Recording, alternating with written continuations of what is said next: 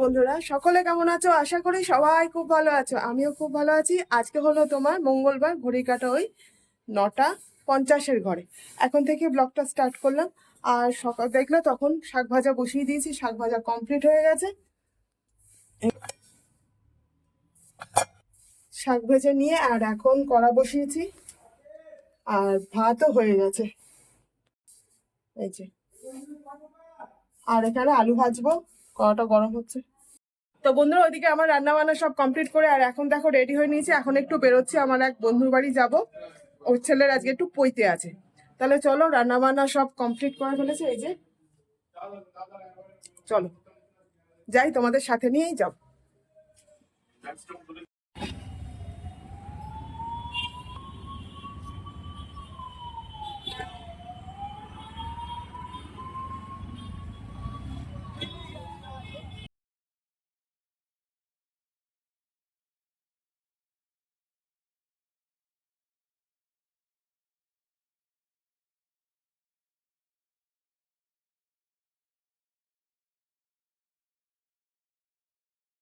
বন্ধুর ছেলের পৈতেতে চলে এসেছি। ছোট করেই দিচ্ছে একদম, আর যে পুরোহিতের বাড়িতেই হচ্ছে। এই যে আমার বান্ধবী, চলো। তো বন্ধুরা দেখো, আমি যথারীতি পৈতের স্থানে পৌঁছে গেছি। আর এদিকে একজন ব্রাহ্মণ বসে আছেন, মন্ত্র পাঠ করছিলেন, আর ওইদিকে একজন। তো যাই হোক, আর যার পৈতে এই যে বসে আছে গেরুয়া বসন পরে, এ হচ্ছে আমার ছেলের বন্ধু, ওর নাম অপূর্ব। তো ওরই পৈতে হচ্ছিল আর কি। তা যাই হোক, ভিক্ষা দেওয়ার ব্যাপারটা ছিল বলে আমি একটু তাড়াতাড়ি পৌঁছে গেছিলাম। তা ভিক্ষা, এই যে দেখতে পাচ্ছ, ও ভিক্ষা নেওয়ার জন্য প্রস্তুত। আর এখানে পুরোহিত মশাই কী করতে হবে না করতে হবে সেগুলোই বলছিল। যাই হোক, আমাকে প্রথমে ডাকলো, আর এই দিকে দেখো ও শাড়ি আমাকে দিল, একটা শাড়িও দিয়েছে ও আমাকে। যাই হোক, তারপর ঠাকুরমশাই বললো কীভাবে কী করতে হবে, আগে কোনটা দান করতে হবে। কারণ আমি পৈতে বাড়ি গেছি, কিন্তু পৈতে বাড়িতে এরকম ভিক্ষা দেওয়ার ব্যাপারটা আমার জীবনে কোনোদিন আগে ঘটেনি, এটাই আমার প্রথম। তাই জানি না কীরকমভাবে কী করতে হয় না করতে হয়। তা ঠাকুরমশাই বললো আগে চালটা দান করুন, তারপরে সবজি, তারপরে ফল, এই মানে এক এক করে। তো সেইভাবেই যেভাবে পুরোহিত মশাই বলছিল সেভাবেই করছিলাম।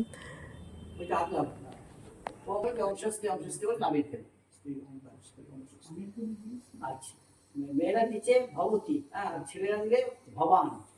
ভবান ভিক্ষাং দেয়, তুমি চাইবে। ঠিক আছে, আসুন না। তো দেখো বন্ধুরা, এদিকে আমার ভিক্ষাদান করা কমপ্লিট হয়ে গেছে। তা ঠাকুরমশাই বললো যে এবার আপনি থালাটা নামিয়ে রাখুন। তা আমি আবার জিজ্ঞেস করলাম যে আর কোনো কাজ আছে কিনা আমার। তা বললো যে না, আপনার আর কাজ নেই, এরপর যারা দেবে তারা এক এক করে আসতে থাকলো। তো যাই হোক, এইভাবেই মানে পৈতের অনুষ্ঠানটা কমপ্লিট হলো।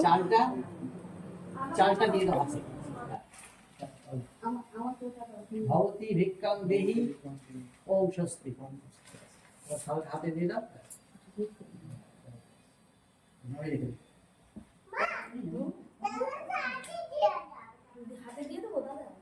ও টাকাটা আমি ওখানে রাখলাম, উড়ে যাবে কোথায়? ঠিক আছে, পরে নিয়ে নেবে। কোন আবার কিচ্ছু হবে।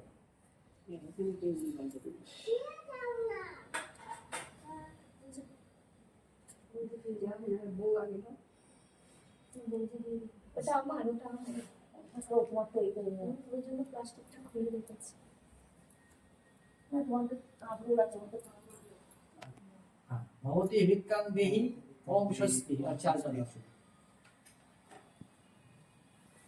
ভবতী ভিক্ষাং দেহি ওম স্বস্তি। এবার এটা হাতে দিতে, হাতে দিয়ে দাও। তারপরে ওম স্বস্তি, ওম স্বস্তি, ওম স্বস্তি।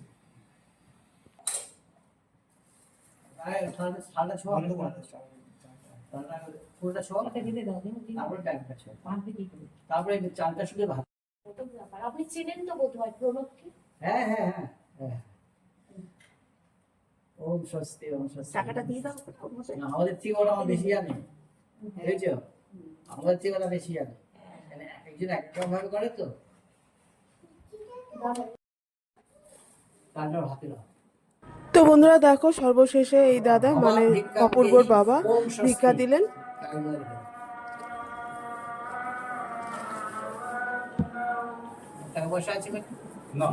যারা যারা ভিক্ষা দেওয়ার ছিল তারা তারা সকলে মোটামুটি ভিক্ষা দেওয়া কমপ্লিট হয়ে গেছে।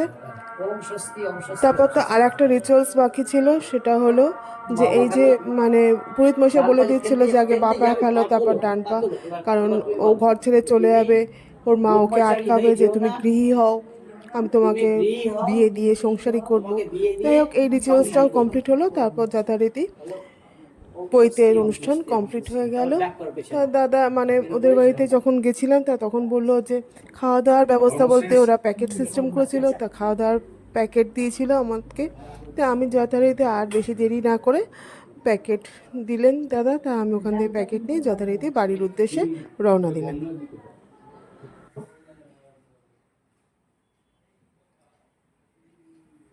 ओम सुखसुतरिशम यवनोत्तरिशम जगदेवनंतरिशम ओम सुखसुतरिशम जगदेवनंतरिशम ओम सुखसुतरिशम। তো বন্ধুরা দেখো, আমি বাড়ি চলে এসেছি এখন। আর বাড়িতে এসে দেখি এখনো খায়নি, মানে কর্তা ছেলে এখনো খায়নি। তা ওদের ভাত বাড়লাম, ছেলে খাচ্ছে ঘরে। আর আমার আর কর্তা ভাত বেড়ে নিয়েছি, ভাত শাক ভাজা আর ওখানে মাছের ঝাল আছে। আর এটা আমার। আর যার ইয়ে হলো হইতে হলো, সে আবার আমাকে একটা কাপড় দিয়েছে, দেখতেই পেলো তখন। এই যে দাও ব্যাগ। তাহলে চলো, ব্লগটা আর বাড়াচ্ছি না, এই পর্যন্তই। সবাই খুব ভালো থেকো, সুস্থ থেকো, আমার পাশে থেকো, অবশ্যই করে আমার ব্লগগুলো দেখো। আজ তাহলে আসি, পুরো লাঞ্চের টাইম ওভার হতে চললো, এখন ঘড়ির কাটা ওই 2:50 ঘরে। তাহলে আজকে আসি।